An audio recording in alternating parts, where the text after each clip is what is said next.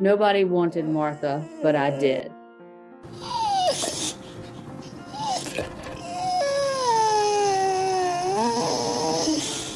When I first laid eyes on Martha, I could tell she was one of those dogs people tend to pass over.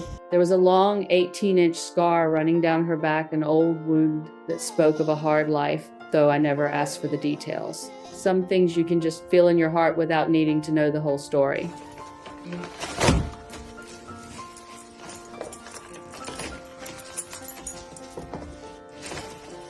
What is it?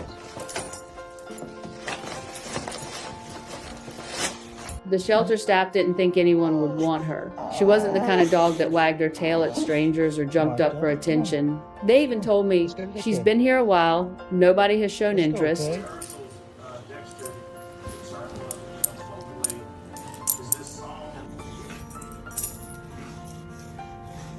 And I remember standing there, looking at her and saying, without a second thought, okay, I'm taking Martha home. I didn't have a big plan. I just knew that sometimes the ones no one wants are the ones who need love the most.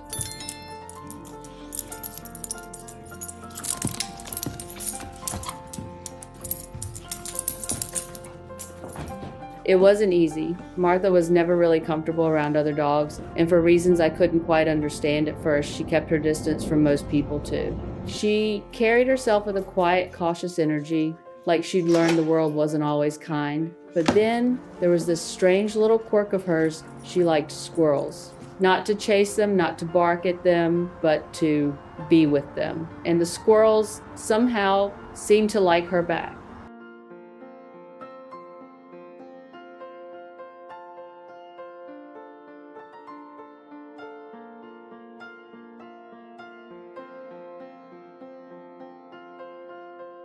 The first couple of years were a slow journey. It took that long just for her to get to a point where we could even walk near other dogs without her tensing up, but we found a rhythm together. I started taking her to Griffith Park, a big leashed park with plenty of open paths. It was a good place for her, a place where we didn't have to squeeze past other dogs on narrow trails.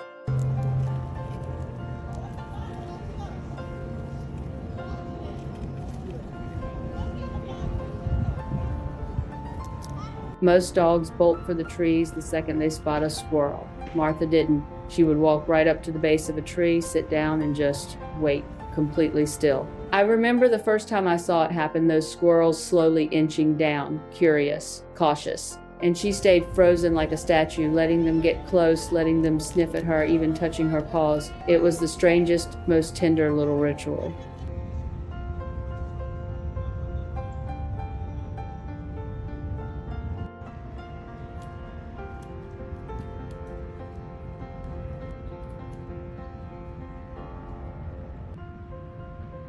Over time, that tree, just that one tree in that one quiet part of the park, became her spot. We have squirrels in our backyard, but she ignores them. We pass dozens of other trees with squirrels, and she doesn't even blink, but when we get to that tree, it's like a little reunion. She knows exactly how still she has to be because the slightest movement sends them scrambling back up.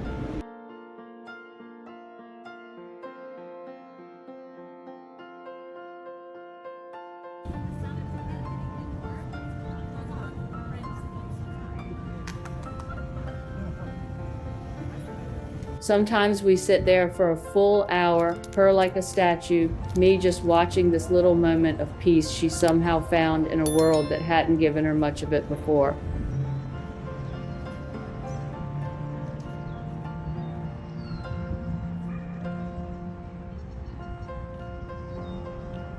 Sometimes strangers walking by stop and ask what we're doing. I tell them we're just letting Martha visit her friends. They laugh, but I can see a softness in their eyes when they watch her. It's not something you see every day, a dog choosing stillness over chasing, patience over excitement.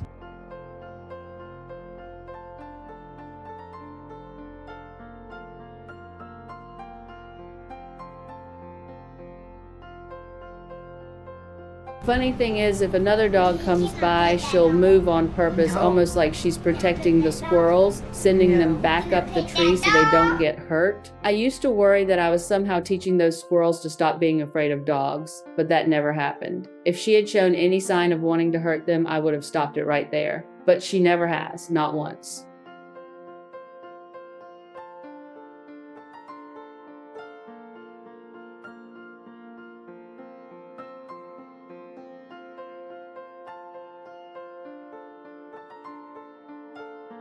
Martha is 12 now. Her face has gotten a little grayer, her steps a little slower. She has scars all over, her physical ones you can see, and I imagine some you can't.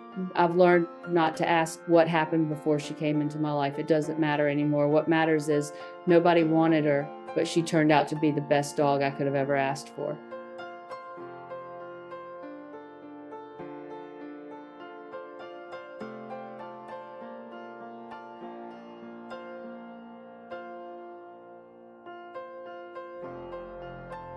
There's something about an animal like Martha that teaches you patience. She made me slow down, pay attention, notice the quiet, gentle things. She made me believe in second chances, not just for her, but for all of us.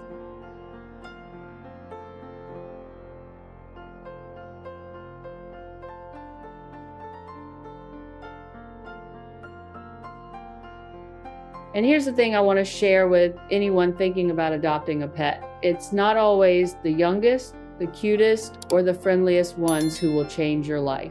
Sometimes it's the overlooked ones, the ones with the scars and the rough edges, the ones no one else gives a second glance. If your heart's telling you to give them a chance, listen to it.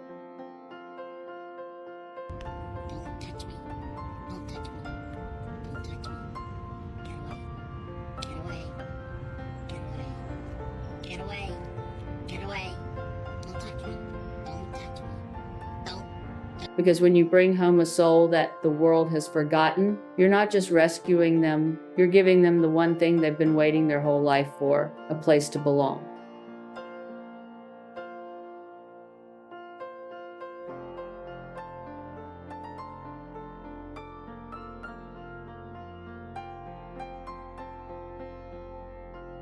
So if you're thinking about adopting, look twice at the ones in the back, the quiet ones, the ones with the stories etched into their fur. They might just surprise you. I know Martha surprised me, and I wouldn't trade her for the world.